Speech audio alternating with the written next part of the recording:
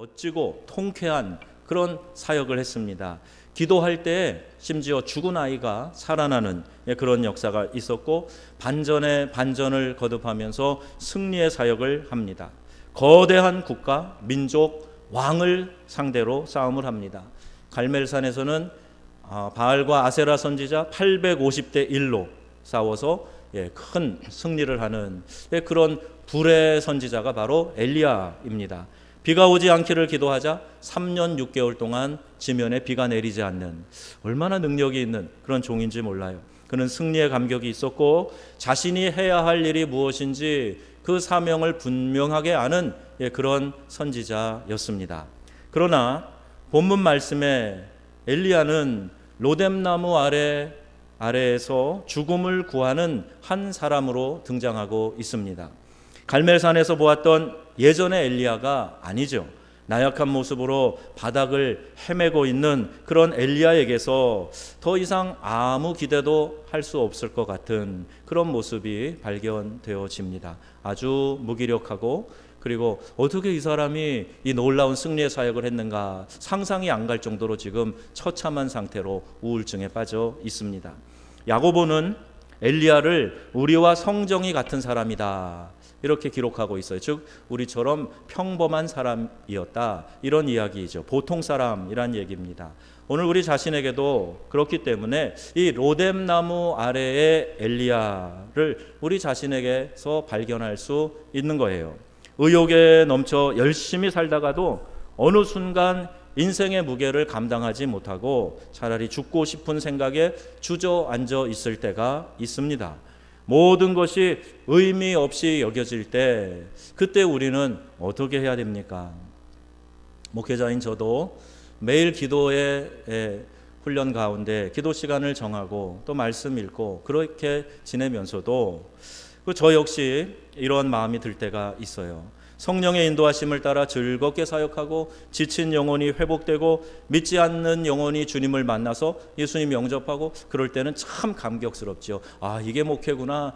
이것보다 더 귀한 일이 있을까? 내가 100번 다시 태어나도 난 목사가 되리라, 이런 마음을 갖습니다.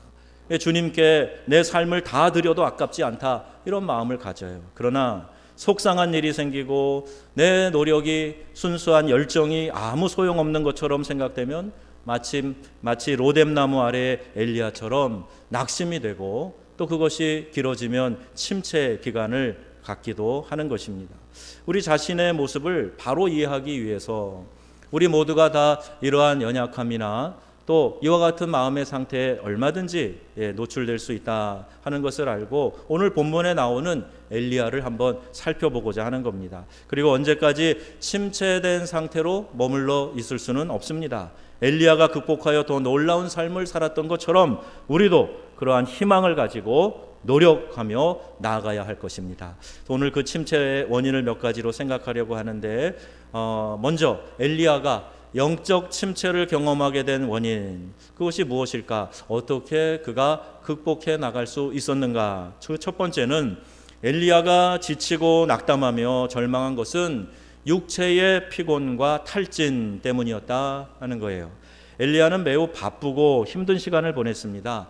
쉽지 않은 싸움, 불가능해 보이는 일들, 또 우상 숭배자들을 처형하는 일, 3년 6개월이나 땅에 비가 내리지 않게 기도한 후에 그 척박한 환경 속에서 자기 자신도 살았습니다. 다시 간절히 기도할 때 이 손바닥만한 구름이 바다에서 이렇게 올라오는 것을 보고 비가 올 것을 알지요. 그리고 아합 왕에게 빨리 내려가라고 말을 하고 비가 오기 시작하자 이스라엘까지 25km를 뜁니다. 그리고 먼저 출발한 마차보다도 앞서서 도착할 정도로 달려 내려가는 거죠. 그리고 이 모든 일이 하루 동안에 이루어집니다. 여러분 보세요. 이와 같은 이 많은 일들을 하루에 치르고 나서 엘리야는 어떤 마음이 들었을까? 여러분, 영적 승리를 내가 이어간다고 하더라도 육체는 여전히 그 많은 일들을 감당하는데 피곤하고 지칠 수 있다는 것을 알아야 돼요. 순간 힘이 있어서 그걸 막 감당하지만 어떤 순간 돌아보면은 내가 이렇게 육체적으로 지쳐 있구나 하는 것을 느끼게 되죠. 정신적으로도 큰 긴장이 있었을 것이고 육체적으로는 상당히 무리했을 겁니다. 기도가 응답되고 기쁨과 감격이 있을 땐 힘이 넘쳐요. 그래서 피곤한 줄 모르고 달려가도 지치지 않습니다. 굉장히 업되어 있는 엘리야예요. 그런데 그 몸이 최대한으로 에너지를 쓰고 지쳐가고 있다 하는 것을 잘 몰랐겠지요. 이러한 승리의 기쁨이 채 가시기도 전에 왕비 이세벨이 엘리야를 죽이겠다고 위협합니다. 아주 호언하면서 내가 엘리야를 죽이겠다, 서슬이 퍼렇게 이렇게 이야기를 하니까 이제 지쳐있는 엘리야가 북쪽 이스라엘에서 남쪽 유다 지역의 최남단인 브엘세바까지 약 150km를 도망갑니다. 그리고 이제 더 이상 갈 힘이 없어서 머문 곳이 바로 이 광야 수풀 속 로뎀나무 아래였어요. 사람에게 힘을 주는 말, 용기를 주고 격려가 되는 말이 있는가 하면 반면에 어떤 말은 사람을 죽이기도 합니다. 사람을 낙담하고 절망하게 하는 말이 있어요. 엘리야가 들은 이세벨의 말이 바로 그런 말이었습니다. 그래서 그가 낙담해서 150km 도망쳤고 더 이상 갈 힘이 없어서 이제 지쳐 주저앉아 있는 겁니다. 하나님께 자신을 데려가 달라고 구하기까지 합니다. 육체를 가진 인간은 아무리 영적으로 엄청난 일을 하고 놀라운 역사를 일으킨다고 해도 과로하면 지치게 되어 있어요. 40, 50대에 정신없이 사역하다가 쓰러지는 목회자들도 제가 많이 알고 있습니다. 육체가 탈진할 때 사람은 무엇인가 대해서 더 생각하거나 반응하기를 싫어합니다. 여러분 많이 힘들 때 무슨 말 하세요? 아유 너무 피곤해, 손가락 하나 까딱하고 싶지도 않아. 그런 말 쓰지 않아요? 그게 사실입니다. 정말 몸이 반응하지 않고 뭐 하나 움직여지지 않는 것 같은 그런 피곤함 가운데 빠지게 되죠. 자신의 모든 환경과 여건들, 그동안 그렇게 뚝심 있게 버텨오고 끌고 왔던 그런 것들이 이제 힘에 겨워서 지쳐서 더 이상 그런 것들을 견디기 어려워하는 거예요. 그래서 영적으로 심각한 영향을 받게 되는 겁니다. 하나님은 우리 인간을 영혼과 육체로 만드셨어요. 이 둘이 분리될 수가 없습니다. 분리된다면 그것은 죽음을 말하는 것이죠. 영과 육이 합쳐서 한 인격을 형성하는 거예요. 그래서 상호 영향을 주고받게 되어 있습니다. 그래서 여러분 정신적인 고통은 육체에 영향을 미칩니다. 암병의 제일 나쁜 게 원인이 바로 스트레스다, 이런 얘기 들어보시잖아요. 정신적인 거 아닙니까 스트레스는? 근데 그게 육체에 영향을 미쳐서 질병을 일으킨다는 거예요. 육체의 피로와 탈진은 정신에 또 영향을 미치게 되어 있습니다. 몸이 너무 지쳐 있으면 그게 내 정신의 영적인 삶에 또 반대로 이렇게 영향을 준다는 거예요. 육체가 피곤하고 마음이 힘들면 우선 현재 자기 스케줄과 일의 양을 한번 점검해 봐야 됩니다. 내가 감당할 만한 일을 지금 하고 있는가? 조금 열심히 해서 그게 감당이 되어지면 괜찮아요. 그런데 너무 무리한 목표를 세워놓고 그거 달성하기 위해서 이리 뛰고 저리 뛰고 그러다가 몸이 지치면 정신적으로 영적으로도 탈진 현상이 따라올 수 있다는 겁니다. 이렇게 평소에 또 우울증 증세가 조금이라도 있는 분들은요, 요즘처럼 이렇게 아침 저녁으로 계속 비가 올 때 햇빛을 많이 쬐야 됩니다. 유럽도 보면요, 이 북쪽으로 올라가서 해가 많지 않은 지역 사람들은 어두워요. 문화도 그렇고 그들이 이 칠하는 색깔도 그렇고. 근데 프랑스만 해도 이 남쪽으로 내려가면 꽃다주이라 그래서 아주 아름답고 해 일조량이 많은 곳인데 거기 사람들은 그렇게 밝고 그렇게 이렇게 웃음이 많고 또 즐겁게 노래하고 즐기는 그런 문화가 많이 있고 색깔도 아주 밝게 건물마다 칠해놓고 이런 모습을 봅니다. 분명히 기후가 우리의 성격에 성품에 영향을 줄 수 있다는 거예요. 그래서 여러분 비가 올 때 가끔 해가 이렇게 쫙 비칠 때 있지 않습니까? 그러면 나가세요. 광합성 하셔야 돼요. 식물 광합성 하듯이 그 햇빛을 이렇게 맞으셔야 됩니다. 그리고 막 음악도 우울한 거 막 이렇게 첼로 소리 쭉 내려가는 거 이런 거 틀어놓지 마시고 밝은 찬양 소리를 틀어놓고 그 찬양을 막 따라 부르고 그러면서 우리 안에 찾아오는 이 우울한 감정들을 막 던져버려야 됩니다.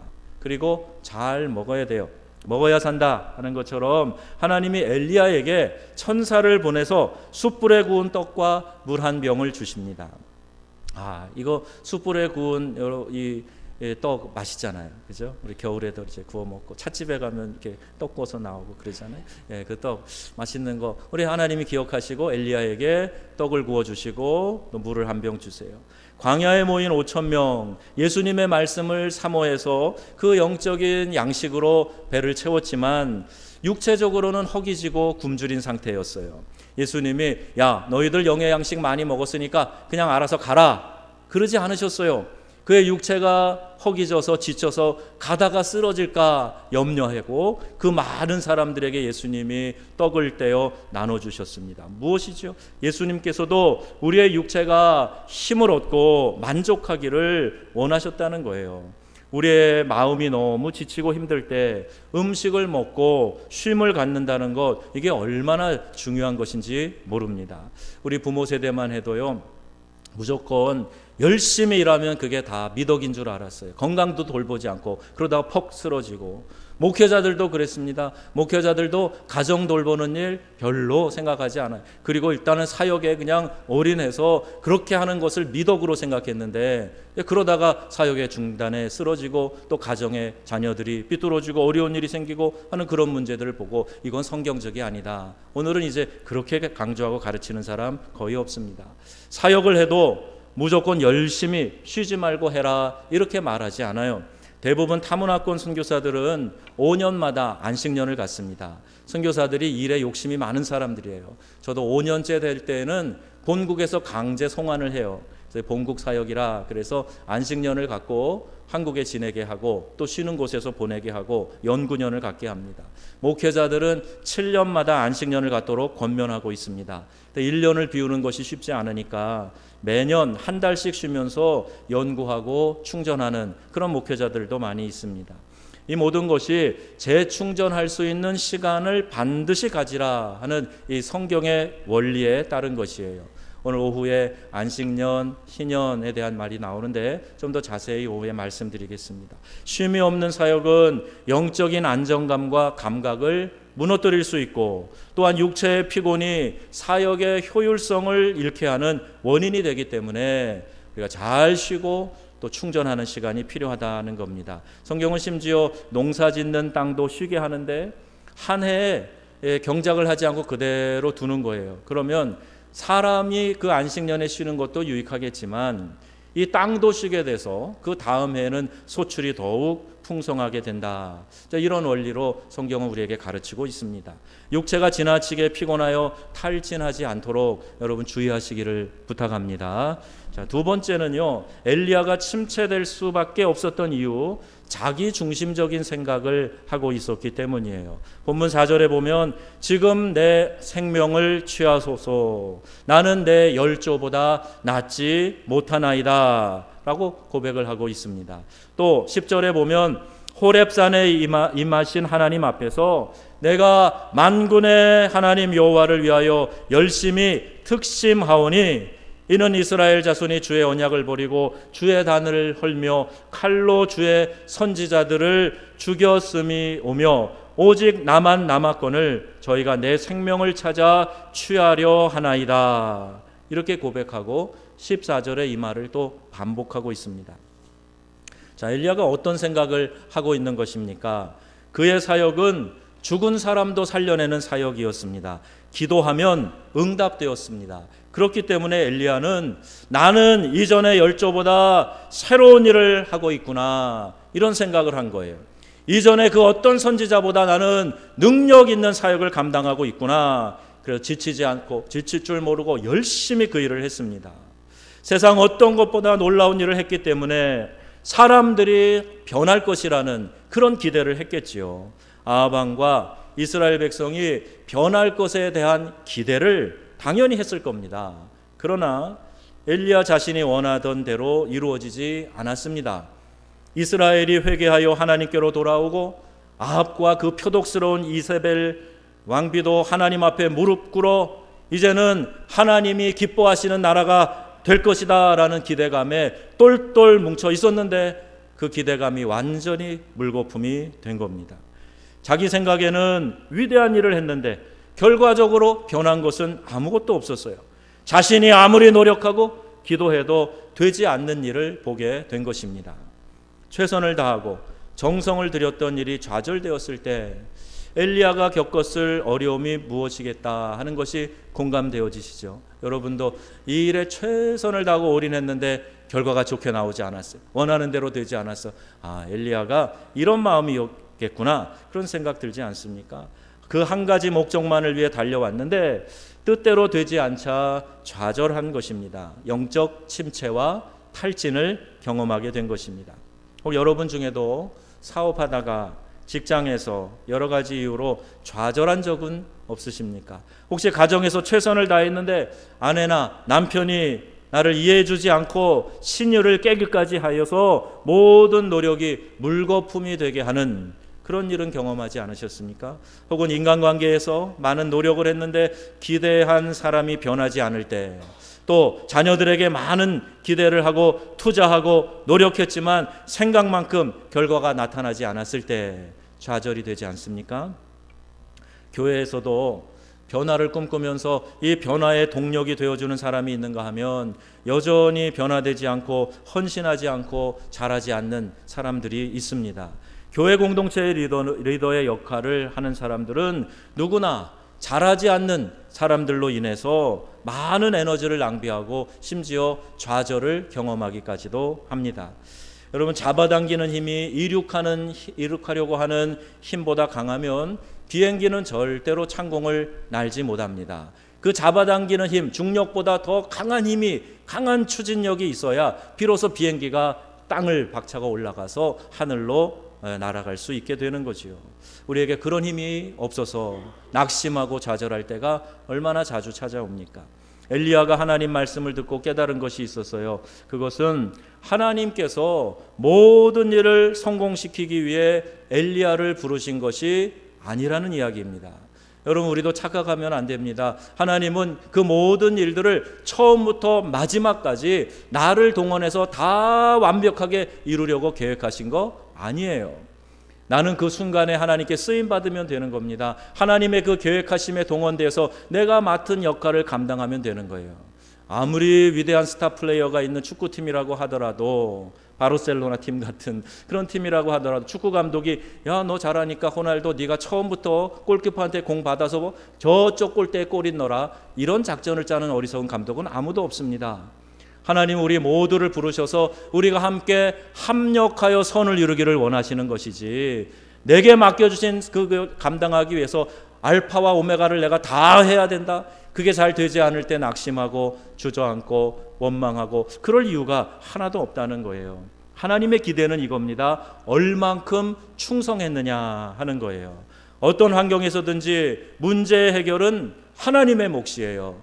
나는 그 일에 동원돼서 쓰임받고 최선을 다하고 성실하게 내 몫을 감당하면 되는 겁니다. 단지 하나님이 명하시는 일을 엘리야가 충성된 마음으로 변함없이 성실하게 감당하고 있는가, 하나님은 이걸 보고 싶으셨던 거예요. 노력했는데, 기도했는데 내 뜻대로 안 됐다, 그래서 낙심하고 주저앉아 있는 건 엘리야가 아직 하나님의 이러한 뜻을 잘 깨닫지 못하고 있는 거죠. 아마 그가 원했던 대로 모든 것이 변했다면, 기도한 대로 모든 것이 척척 다 이루어졌다면, 어쩌면 엘리야는 자기 기도대로 모든 것이 변했다고 자만했을지도 모릅니다. 신유의 은사를 주실 때에도 어느 한 사람의 전유물로 주시지 않아요. 여러 번 신유의 능력이 나타난다고 해서 하나님이 전유물로 주셨다면 그 사람 그렇게 생각할 거예요. 야, 병원에서 병 못 고쳐? 이리 데리고 와, 내가 고칠게.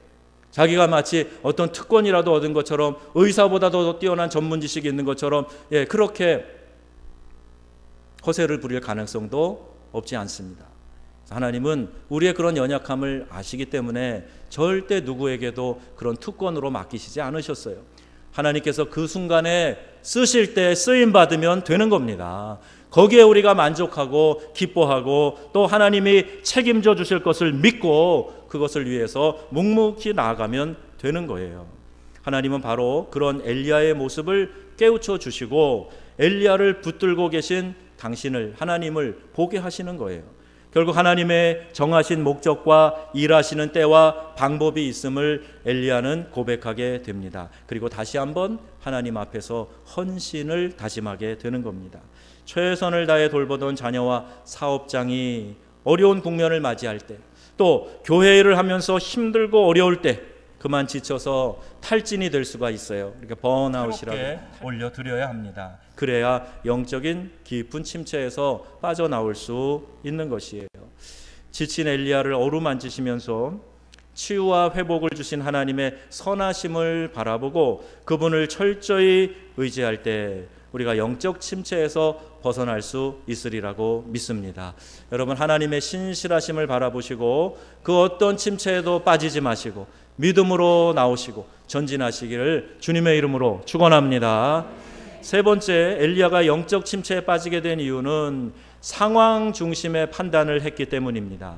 3절에 보면 엘리야가 이 형편을 보고 라는 말씀이 나옵니다. 자기가 기대했던 현상이 나타나지 않았다는 것이죠.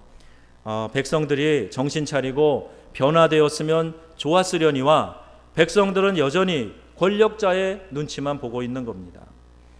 아합과 이세벨이 하나님 앞에 회개하지 않고 오히려 자기를 죽이려고 기세등등한 것을 보고 엘리야는 도망치기 시작한 거예요. 야, 이쯤 됐으면 850의 우상의 제사장들을 제거하고 머뭇머뭇하는 우상 숭배자들을 정신 차리게 만들었으면 왕도 깨닫고 그 표독스러운 이세벨 여왕도 쫓아내고 이 백성을 다시 하나님 앞에 세울 텐데 이 극점까지 왔는데 오히려 더 표독스럽게 너 죽이겠다고 하니까 엘리야는 기겁을 하고 이제 도망을 치기 시작한 거예요. 지금까지 엘리야는 현실을 인정하고 받아들이는 그런 사람이 아니었어요. 죽어있는 아이를 보고서도 하나님이 역사하시면 살 수 있다고 확신을 가지고 기도했던 하나님의 종이에요. 그는 현실 너머에 있는 하나님을 바라보고 환경을 바꾸어 왔던 사람입니다.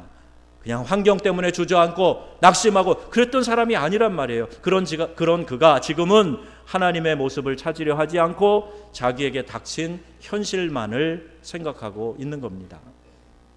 가데스 바네아에서 이스라엘 백성들이 분노한 이유가 무엇입니까?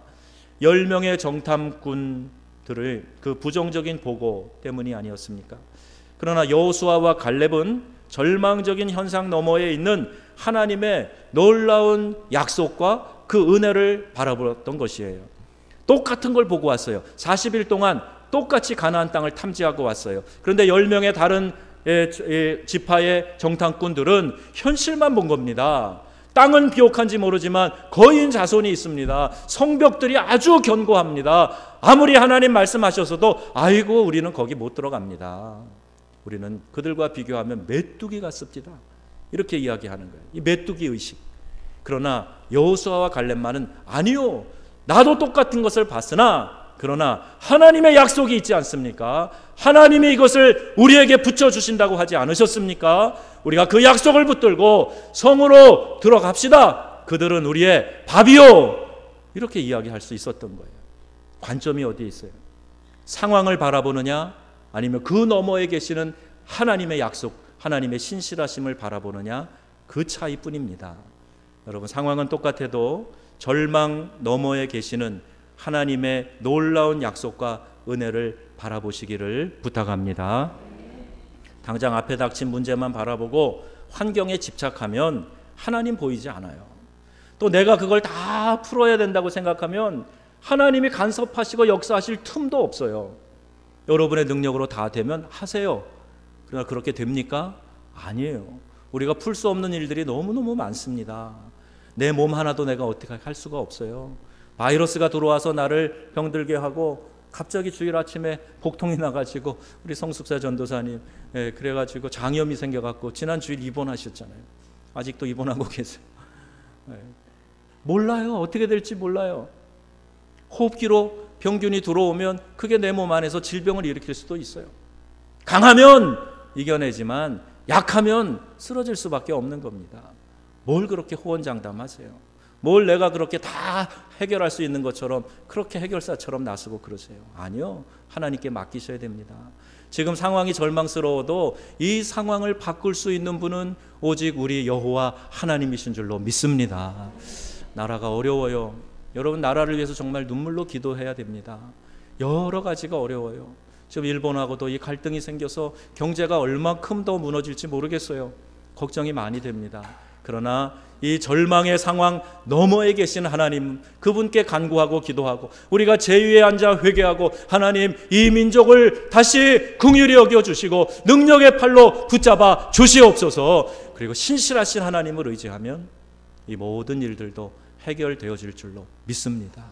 여러분, 개인의 일도 마찬가지예요. 내 뜻대로 풀어지지 않았다 그래서 낙심하십니까? 그래도 하나님은 더 좋은 계획을 갖고 계심을 믿으시기 바랍니다. 그 신실하신 하나님을 의지하고 바라보는 거예요. 여러분, 우리가 현실에 갇혀 있는 하나님을 묵상하고 있는가? 아니면 현실을 바꾸어 새롭게 만들어 가시는 능력의 하나님을 묵상하고 있는가? 이것은 우리의 삶에 큰 차이를 만들어내는 것입니다. 능력의 하나님을 바라볼 때 하나님께서 놀라운 역사를 이루어 주실 줄로 믿습니다. 절망을 이기고 영적 침체에서 벗어난 사람들에게 주님은 다른 사람들도 맡겨주시고 다른 사역들도 맡겨주시는 거예요. 작은 일에 충성되어야 하나님께서 큰 일도 맡겨주시는 겁니다. 교회가 영혼의 소중함을 잃은 채로 사역한다면 메말라 버리는 거예요. 우리끼리 잘 놀고 재미있게 지내자. 이건 교회의 사명과 본질을 잃어버린 겁니다. 이 지역의 영혼들, 하나님께서 우리에게 복음 전하라고 주시는 기회들 최선을 다해서 선용하고 그 영혼들을 구원하는 것을 본질적 사명으로 알아서 힘쓰는 교회, 그 교회를 하나님이 붙들어 주시고 힘주시고 부흥케 하실 줄로 믿으시기 바랍니다. 상황으로 인해 깊은 침체에 빠져 있으면 우리는 주변을 바라보는 시선을 옮겨서 하나님께 집중할 수 있어야 할 것입니다. 그러면 한때의 침체는 오히려 새로운 일을 시작하기 위한 도약판으로 활용될 수 있을 것입니다. 비온 뒤에 땅이 굳어진다고 그전에는 몰랐으나 갈등의 상황을 겪어나고 어려운 고난의 문제를 지나가고 나서 그때 생각하는 거예요. 야, 역시 그게 소중했었어. 역시 그 관계가 중요했었어. 역시 하나님 중심으로 살아가는 나의 기도와 예배가 정말 나를 지키는 것이었어. 그때 깨닫게 되는 거예요. 여러분, 침체가 여러분을 낭망하고 절망 가운데로만 이끌어가는 것이 아니라 잘 딛고 일었으면 그것이 오히려 든든한 도약편이 될 수 있다 믿으시고, 오늘도 여러분 이 영적인 도약을 위해서 주님 앞에 간절한 마음으로 나아가시기를 주의 이름으로 축원합니다. 말씀의 결론입니다. 여러분, 혹시 영적 침체와 절망 가운데 계십니까? 지나친 육체나 정신적인 피곤함은 없는가 한번 돌아보세요. 그리고 내가 기대한 대로 되지 않았다고 낙심하지 말고 하나님의 선하심을 다시 한번 고백하시기를 바랍니다. 더 나아가 하나님께서 우리에게 새로운 사실을 깨닫게 하시고 더 귀한 일을 맡기시려는 섭니다 하는 것을 우리가 인정할 수 있어야 할 것입니다. 엘리야의 침체, 즉 로뎀나무 아래에서의 절망과 좌절에서 벗어나시기를 바랍니다. 다시금 주님이 주시는 힘을 얻어서 새로운 사역의 현장 호렙산으로 향해 묵묵히 걸어가는 저와 여러분 우리 모두가 되기를 주 예수님의 이름으로 축원합니다. 축원합니다. 아멘.